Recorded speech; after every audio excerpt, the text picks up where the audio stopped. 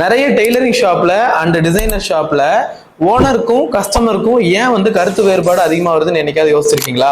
So இதோட உண்மையான காரணம் என்னன்னா, இப்போ ஃபார் எக்ஸாம்பிள் நான் தான் வந்து கன்சியூமர்னு வைங்க, நீங்க வந்து ஓனர். உங்கள்கிட்ட வந்து நான் ஒரு பிளவுஸோ இல்ல ஒரு ஷர்ட்டோ நான் கொடுக்குறேன், ஓகேங்களா?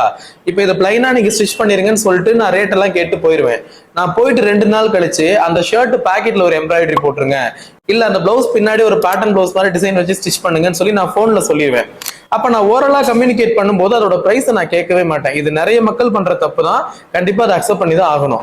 அப்ப என்ன பண்ணிடுவாங்க, அந்த டெய்லர்ஸுமே வந்து அதை வந்து ஃபுல்லா ஃபினிஷ் பண்ணி முடிச்சதுக்கு அப்புறம், இல்ல ஃபர்ஸ்ட் நீங்க பேசிக் ஒரு 200 தானே சொன்னீங்க, இப்ப என்ன இதுல மேல மினிமலா ஒரு டிசைன் போட்டிருக்கீங்க, இந்தாங்க வச்சுக்கோங்கன்னு அதுக்கு மேல 50 ருபீஸோ வாட் எவர் கொஞ்சம் சேர்த்து கொடுத்து வச்சுக்கோங்கன்னு நீங்க சொல்லுவீங்க. பட் இது சரின்னு நீங்க நினைக்கிறீங்களா? கண்டிப்பா கிடையாது. இப்ப நீங்க ஒரு ஹோட்டல்ல போய் சாப்பிடுறீங்க, சாப்பிட்டதை தாண்டி அடிஷனலா ஒரு பொருள் நீங்க வாங்கி சாப்பிட்டாலும் பே பண்ணி தான் ஆகணும். இல்ல ஒரு நகை கடைக்கு போறீங்க, ஒரு கம்மலுக்கு மேல ஒரு குண்டுமணி நகை அதிகமா சேர்த்து வாங்கினாலும் அதுக்கும் நீங்க பே பண்ணி தான் ஆகணும். அது அவ்வளவு ஏங்க, ஒரு ட்ரெஸ் கடைக்கே போய் 10,000 ரூபாய்க்கு ட்ரெஸ் வாங்கினாலும் அடிஷனலா ஒரு ஹேண்ட் கர்ச்சீஃப் எடுத்தீங்கன்னா அதுக்கு நீங்க பே பண்ணி தான் ஆகணும். அதுவே வந்து டெய்லரிங் ஷாப்ல மட்டும் அடிஷனலா இவ்வளவு ஒர்க்கை கொடுத்துட்டு பே பண்ணணும்னு சொல்றப்ப ஏன் யோசிக்கிறீங்க? இது ஒரு இடம் 2 இடம் தான் பரவாயில்ல, மேக்சிமம் இடத்துல இப்படிதான் நடக்குது. இனிமே கொஞ்சம் மாத்திக்கோங்க. நன்றி.